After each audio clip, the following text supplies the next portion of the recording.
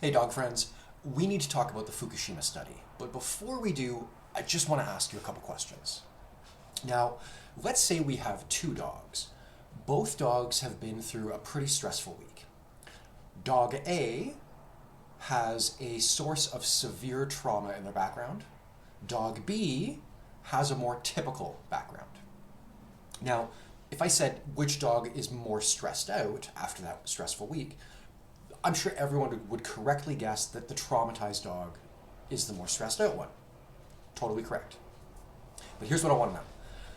Without looking it up, just making a guess that you think sounds about right to you, how much more stressed out do you think the traumatized dog would be than the typical dog? Let's say by measuring cortisol levels in urine. Cortisol is a stress hormone.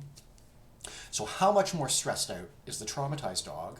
And how long after the source of trauma do you think it would take for that dog's stress levels to come down to normal and match dog B? All right, so think up an answer, whatever you think sounds good. You know, is the traumatized dog 20% more stressed out, 50% more stressed out? Are they twice as stressed out? What do you think sounds about right? And again, timeline. How long do you think it would take for those stress levels to fall down to normal? All right, now, in 2011, a major earthquake followed by a serious nuclear disaster created a prolonged refugee situation in Fukushima, Japan. And some researchers at Azabu University wanted to find out if dogs who are subjected to extreme trauma go through the same sort of emotional and behavioral difficulties that humans do. In other words, do dogs experience something that seems somewhat close to what humans would describe as PTSD? So here's what they did. They took a group of dogs who were displaced by the Fukushima disaster. All right, so dogs who have an obvious severe source of trauma in their background.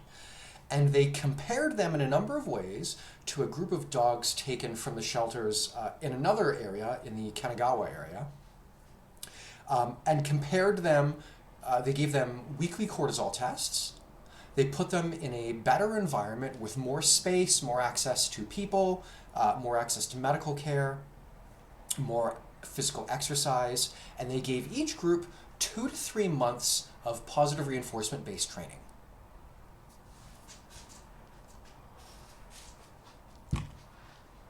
Now, let's first talk about the cortisol levels. At the time that the study started, so again, how much more stressed out do you think those traumatized dogs were? Well, here's what they found. All of the cortisol tests for the Fukushima dogs fell within the range of 5 times to 10 times the average cortisol levels of the Kanagawa group. Now, this is particularly noteworthy in that, again, we are not talking about comparing a group of traumatized dogs to a control group. We're talking about comparing a group of traumatized dogs to another group of dogs who themselves have been through a lot of stress. They were also taken from the shelter system. So we're not even comparing traumatized to normal here. And the traumatized dogs were all between 5 times and 10 times as stressed out as the Kanagawa group. That is insane. Those cortisol levels are staggering. Now, again, these dogs were put in a better environment. Both groups were in similar types of environment, and they were given 2 to 3 months of training. So while the study didn't go much beyond that, how much progress do you think the traumatized dogs made in terms of those stress levels? Well, here's what they found. At the end of that 2 to 3 month period, their stress levels did fall considerably. The average cortisol levels of the Fukushima dogs fell to about half of where they were before the study started. Okay? But that is still well beyond twice the levels of the Kanagawa group. Now, these dogs, in addition to just receiving the training, they were also evaluated in a number of ways. They were evaluated using something called the CBARC, which is a standardized evaluation tool for dog behavior issues that's quite often used in research. Now, the study found three really significant ways that the Fukushima dogs scored lower than the Kanagawa group. So area number one was trainability. That probably seems pretty intuitive to everyone, right? The more stressed out you are, the less able you are to learn effectively. Makes sense. So trainability. The second part was capacity to bond with caregivers. Now, I challenge anyone to name two other factors that are more important in helping a dog recover from trauma and serious emotional and behavior issues than trainability and capacity to bond with caregivers. Now, the third area that the Fukushima dogs scored lower in, I think is going to maybe throw people for a bit of a loop here. The Fukushima dogs, so these dogs that had a major source of trauma in their background, scored significantly lower in aggression. Now, I know what people are thinking. You're thinking to yourself, wait a second, no.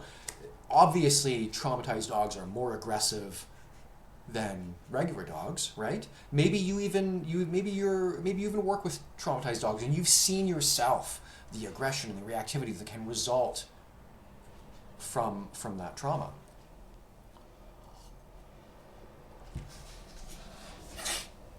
But here's what's happening.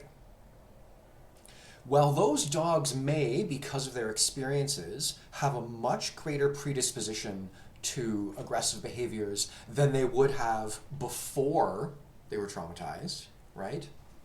Those chronic stress levels are actively suppressing behaviors, meaning there may be more aggressive tendencies, but the stress of the situation is sort of shutting them down and causing those behaviors to sort of go into hiding temporarily.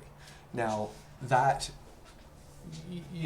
points us towards another serious complication in working with dogs that are living with trauma, and that is that when you're helping a dog, they're feeling better, they're feeling safer, those stress levels are coming down, you can almost expect behavior issues coming out of nowhere.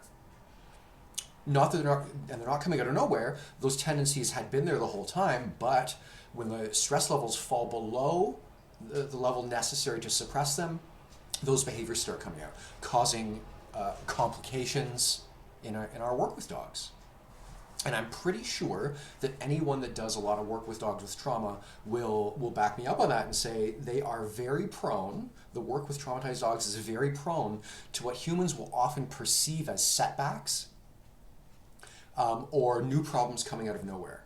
When in fact, sometimes the emergence of these behaviors can actually sort of be a good sign in terms of the work that you're doing.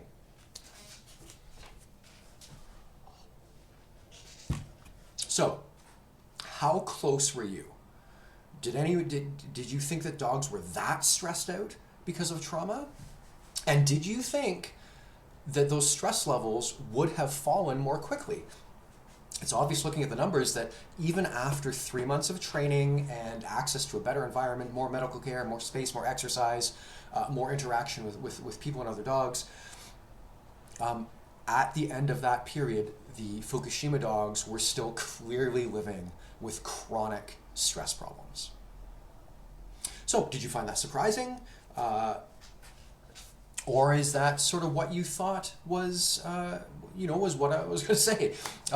Please leave a comment and let me know. I'm interested in hearing your perspective. Thanks.